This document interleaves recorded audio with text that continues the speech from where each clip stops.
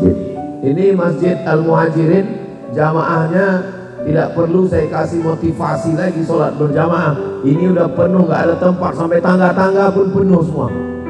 Gimana ibu ini sholat subuh di tangga tadi? Mudah-mudahan beginilah hendaknya sampai hari kiamat insya Allah. Masjid tidak mungkin makin kosong.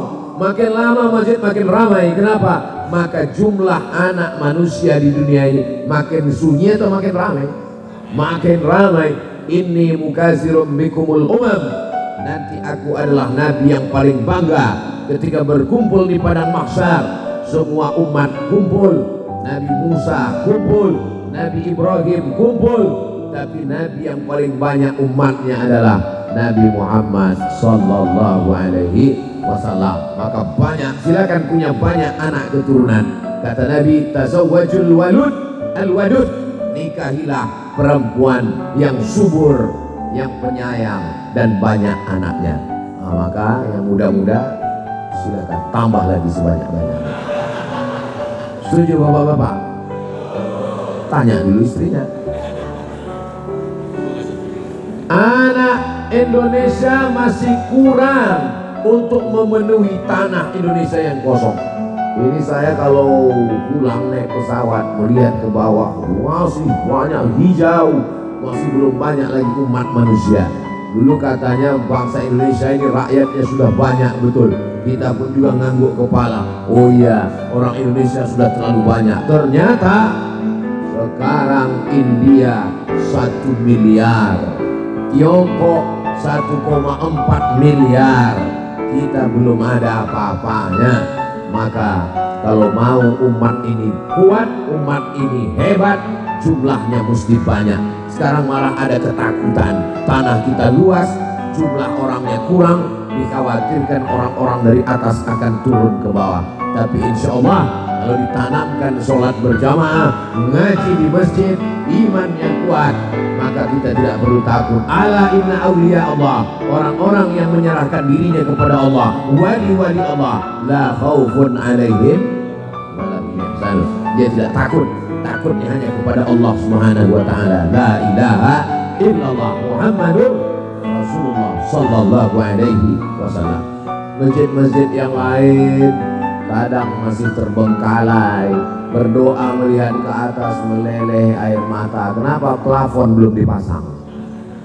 Tapi ketika kita sholat di Masjid Al-Muhajirin, memandang ke atas langsung terlihat awan lengkap dengan langit yang membiru. Itu mengapa sholat nggak boleh melihat ke atas masjid tempat sujud. Karena kalau melihat ke atas, wow, amazing. Biasa di masjidnya.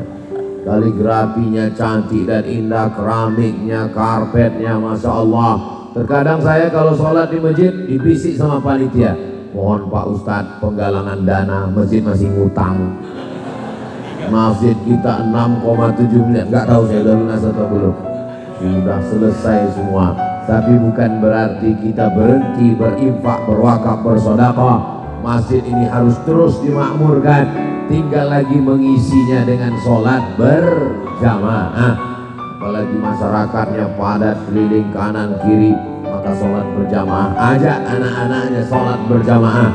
Anak-anak tidak bisa hanya sekedar disuruh pergi ke masjid, pergi ke masjid. Anaknya nanya, papa nggak ke masjid? Papa udah dewasa. Nggak bisa begitu. Loh, kalau kami ke masjid yang perempuan ini bagaimana Pak Ustadz? Katanya perempuan bagusnya sholat di rumah, katanya perempuan bagusnya sholat di kamar, katanya perempuan bagus di sholat di tempat yang sempit, yang nggak ada orang.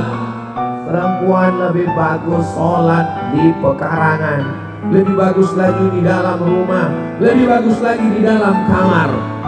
Itu hadisnya ketika terjadi fitnah di Palestina. Itu perempuan tidak boleh sholat di masjid, takut ditangkap tentara Israel. Tapi di Masjid Al-Muhajirin ada Israel di luar. Mana ada?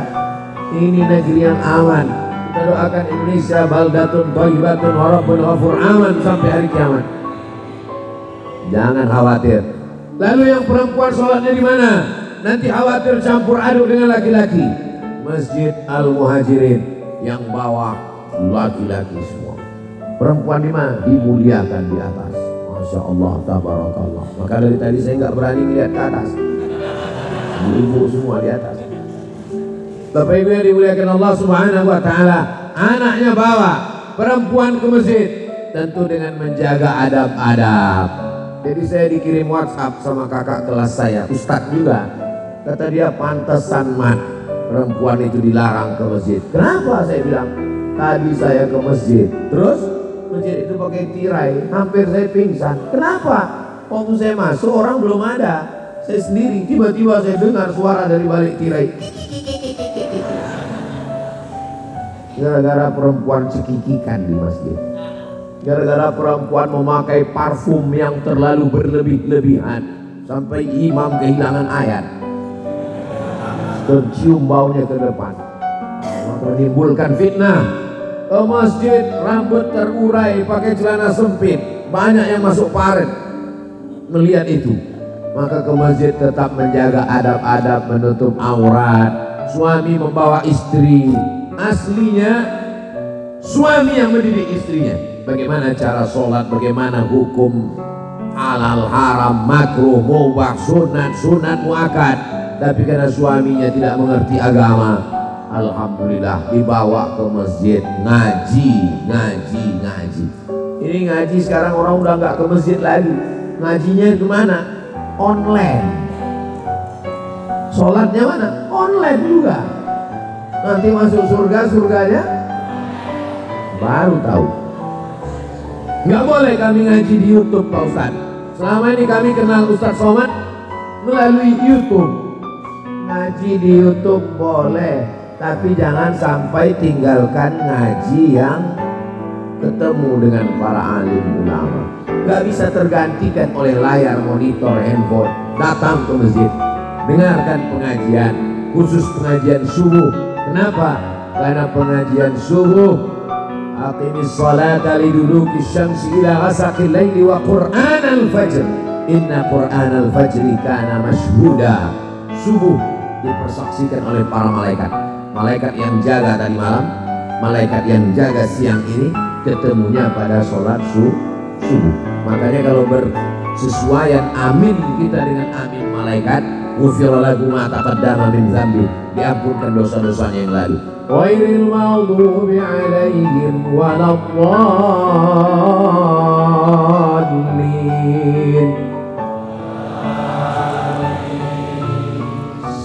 Ini banyak sekarang orang nggak mau bilang amin, dia diam aja. Waladdallin. Amin. Bapak kok nggak bilang amin? Udah terwakili jamaah yang lain, Pak Ustaz. Nggak bisa begitu. Kita ucapkan amin karena kita ingin supaya sejajar, setentang, serentak sama amin kita dengan para malaikat. Itu terjadi pada sholat subuh. Sholat subuh luar biasa. Raka'atul fajri khairum minad dunya wa ma fiha. 2 rakaat sholat qobliyah subuh khairum minad dunya wa ma fiha. Lebih baik daripada dunia beserta isinya. Jadi siapa orang yang paling kaya sekarang? Bill Gates. Ada yang lebih kaya daripada Bill Gates. Siapa? Orang yang sholat subuh berjamaah. Siapa yang paling miskin di dunia? Yang paling miskin bukan fakir miskin yang mencari barang-barang bekas di pinggir jalan. Yang paling miskin adalah yang sampai sekarang sudah jam 6 dia masih juga tidur.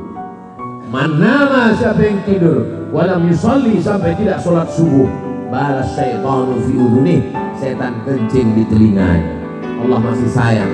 Kalau Allah tidak sayang, tertulis di situ toilet setan. Toilet manusia aja bau setan, apalagi toilet setan. Maka dibangunkan anak ini, bangun. Ini hari apa? Hari Ahad, hari libur, tanggal merah. Bapaknya sudah membangunkan anaknya. Bangun, sholat subuh, ayo ke masjid Al-Muhajirin. Datang ibunya, Pak, ini kan hari libur, ini tanggal merah, ya kita kasih anak kita libur. Ibu sama bapak mesti satu visi misi yang sama.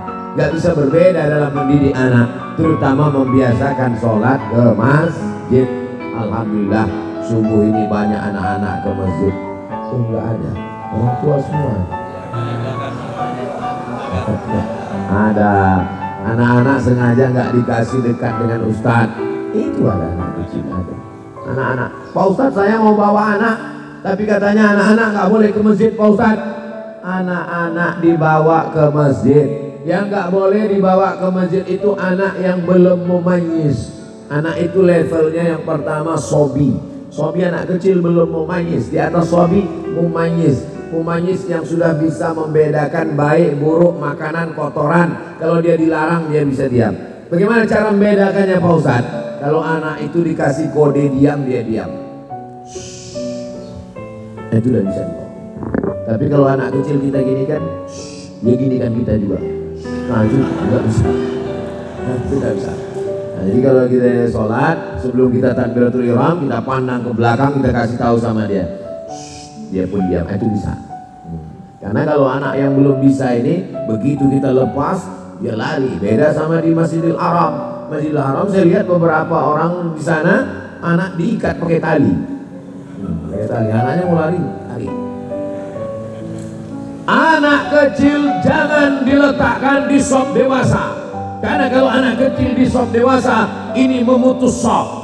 Kata Ustadz penceramah. Yang satu mengatakan, saya lihat kemarin di Makkah, di Madinah, anak kecil tetap bisa. Maka ini anak saya, apa urusan kamu? Akhirnya kelahi. Sejak kelahi nggak ke masjid lagi. Ini mesti kita selesaikan dalam waktu yang sesingkat-singkatnya.